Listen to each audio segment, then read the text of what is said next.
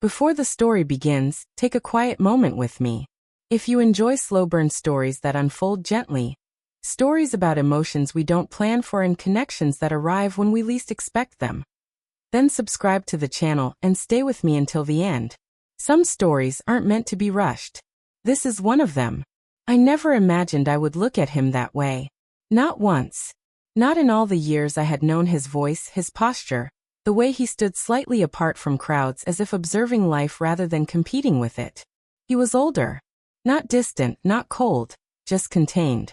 The kind of man who didn't fill rooms with noise, but somehow made the room feel steadier simply by being there. And yet on that night, something shifted. It wasn't dramatic. There was no thunder, no sudden confession, no moment that announced itself as the beginning. Just a garden, a quiet sky scattered with stars, and a cup of tea passed from one hand to another. His fingers brushed mine. That was all. But that small, accidental contact sent a warmth through me I wasn't prepared for. It settled beneath my skin, subtle and persistent, like a thought you try to ignore but can't quite shake. I told myself it meant nothing. I told myself it was only surprise. But the silence that followed stretched too long. And when I looked up, I saw it in his eyes. Something unspoken. Something careful. Something neither of us had planned to name. My name is Sarah. I was 28 years old when I moved back into my father's house, carrying with me the quiet wreckage of a relationship that had taken more than it had given. The breakup hadn't been loud or dramatic. No shouting. No slam doors. Just exhaustion. The kind that settles deep in your bones and convinces you that peace, if it exists at all, must be somewhere far away. I didn't come home because I failed. I came home because I needed stillness. Because I needed to remember who I was before I learned how to bend myself into someone else's expectations. My father welcomed me the way he always had, without questions, without conditions. His hug felt the same as it had when I was a child, warm, steady, grounding. The house hadn't changed much. The furniture still held the same quiet creaks. The shelves were still lined with books he never stopped rereading. And every evening, the dining table filled with the soft music of cutlery and familiar conversation. It was a safe place. A place that asked nothing of me except that I exist.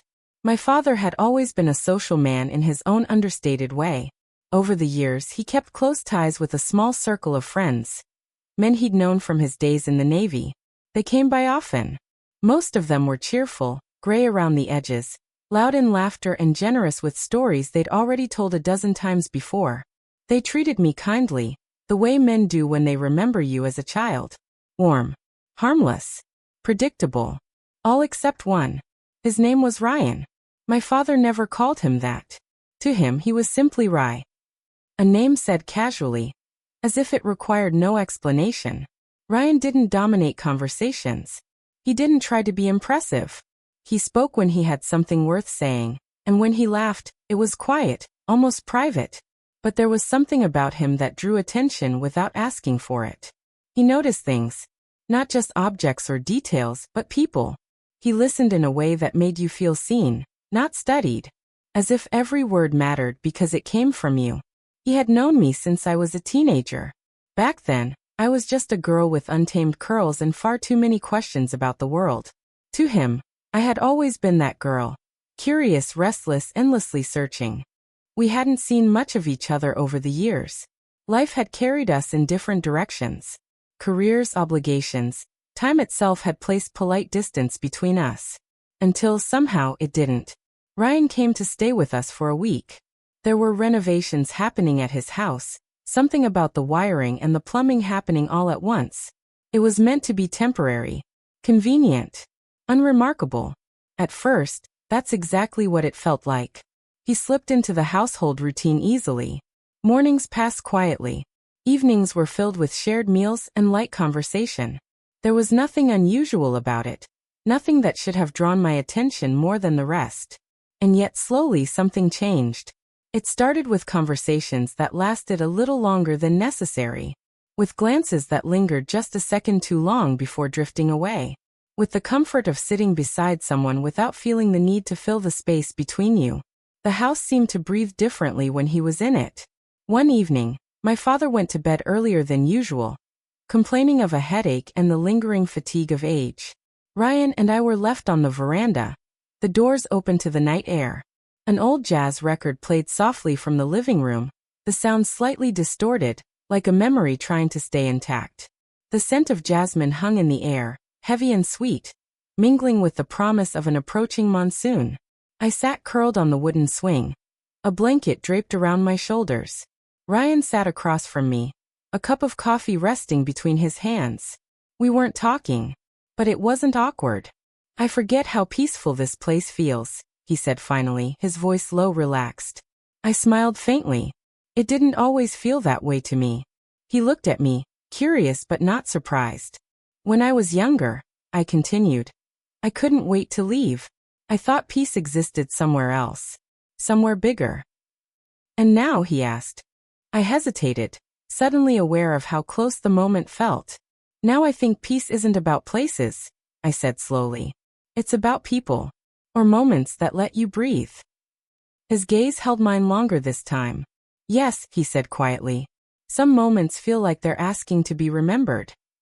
The way he looked at me then was different. Not paternal. Not casual. Gentle. Intent. As if he were seeing me not as who I had been, but as who I had become.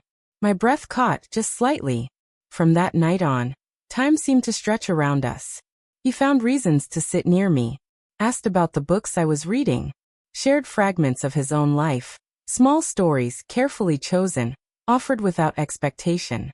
Sometimes we didn't speak at all. We just watched the rain fall, listened to the house settle into sleep, existed beside each other in quiet understanding. Nothing crossed a line. No words needed correcting. No actions required restraint. And yet, something delicate was growing between us. Unspoken. Fragile. Like mist in the early morning, there, but easily disturbed. One morning, I found him in the kitchen before sunrise. The sky outside was just beginning to lighten, the world caught between night and day. He stood at the counter, clearly struggling with the tea kettle, his movements hesitant. He looked up, surprised, and slightly embarrassed.